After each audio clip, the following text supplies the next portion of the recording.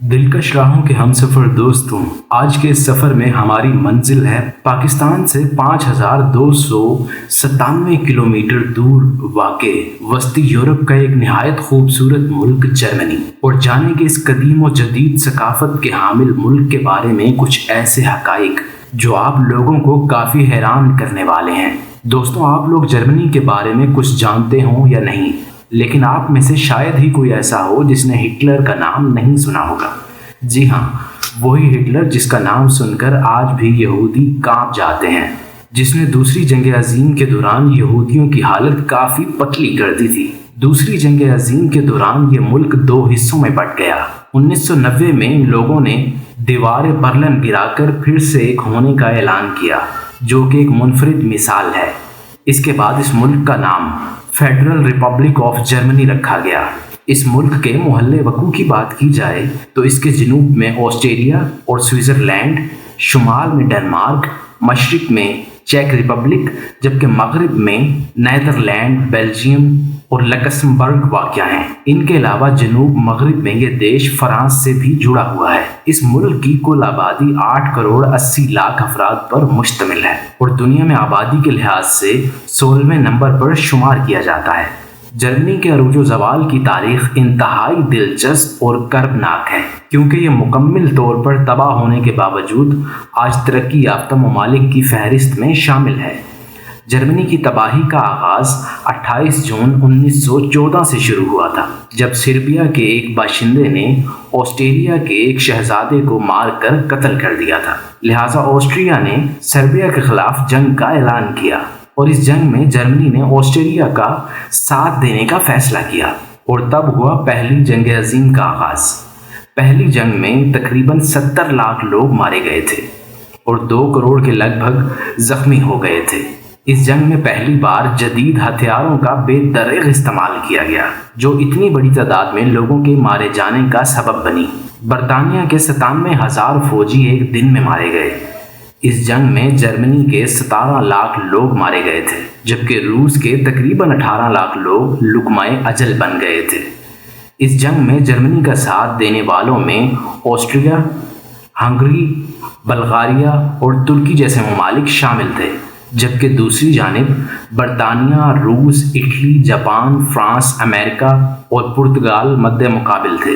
اس تباہی کے بعد 11 نومبر 1918 کو جرمنی نے جنگ بندی کا اعلان کر دیا، اور تب 28 جون 1919 کو ان ممالک کے درمیان صلح ہو گئی، اور یوں ایک شخص کی ہلاکت سے شروع ہونے والی اس خون ریز جنگ کا اختتام ہوا۔ دوسری جنگ عظیم کا آغاز بھی جرمنی سے ہوا تھا، جب اس ملک نے 3 ستمبر 1939 کو پولینڈ پر حملہ کر دیا تھا، جس پر برطانیہ اور فرانس پولینڈ کا ساتھ دینے کے لیے کھڑے ہو گئے تھے۔ تقریباً 1 سال تک جرمنی کا پلڑا بھاری تھا، لیکن جرمنی نے روس پر حملہ کرنے کی غلطی کر دی، جو آگے چل کر شکست کا سبب بنی۔ دنیا کے بڑے ممالک جیسے اٹلی اور جاپان کا ساتھ ہونے کے باوجود جرمنی یہ جنگ ہار گیا اور اس ملک کی معیشت پر بھیانک اثرات چھوڑ گیا۔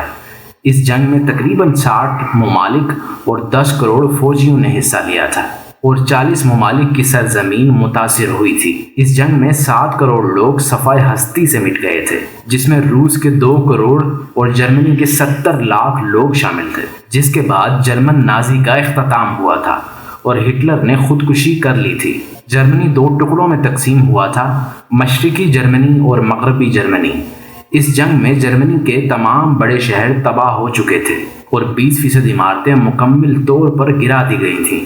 اس ملک میں بجلی بند ہو گئی تھی، زراعت تباہ ہو چکی تھی، بندرگاہیں بند پڑی تھیں، جس کے بعد اس ملک نے دوبارہ اپنی حالت سنبھالنی شروع کی اور مختلف ممالک سے قرضے لینے لگا۔ دلچسپ بات یہ ہے کہ جرمنی کو قرضے دینے والے ممالک میں پاکستان بھی شامل ہے۔ 1960 میں ایوب خان نے جرمنی کو 20 سال کے لیے 120 ملین کا قرض دیا تھا، جو آج کے دور میں نہ ماننے کے مترادف ہے، اور اس کے بعد شروع ہوتا ہے جرمنی کے نہ رکنے والے ترقی کا سلسلہ۔ جرمنی کے رقبے کی بات کی جائے تو اس ملک کا رقبہ 3,57,386 مربع کلومیٹر ہے۔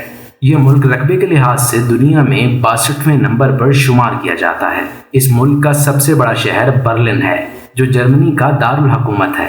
جرمنی کی سالانہ جی ڈی پی کی بات کی جائے تو اس ملک کی سالانہ جی ڈی پی 4.55 ٹریلین امریکی ڈالرز ہیں۔ اس ملک کی قدرتی معدنی پیداوار میں کوئلہ، قدرتی گیس، پیٹرولیم، نمک، سونا، لوہا، تانبا اور پوٹاشیم شامل ہیں، جبکہ الیکٹرانکس، مشینری، کمپیوٹرز، گاڑیاں اور ایلومینیم اس ملک کے دیگر مصنوعات میں شامل ہیں۔ اس ملک کے مذاہب کی بات کی جائے تو اس ملک میں زیادہ تعداد عیسائی مذہب سے تعلق رکھنے والوں کی ہے، جو کل آبادی کا 59% ہے۔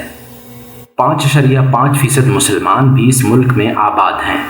اس ملک میں 34% ایسے بھی لوگ آباد ہیں جو کسی بھی مذہب پر یقین نہیں رکھتے۔ اس کے علاوہ دیگر مذاہب کے لوگ بھی تھوڑی تعداد میں موجود ہیں۔ اس ملک میں اگر کوئی قیدی جیل سے بھاگ جاتا ہے تو اسے کوئی سزا نہیں دی جاتی، کیونکہ ان لوگوں کا ماننا ہے کہ آزادی ہر انسان کا حق ہے۔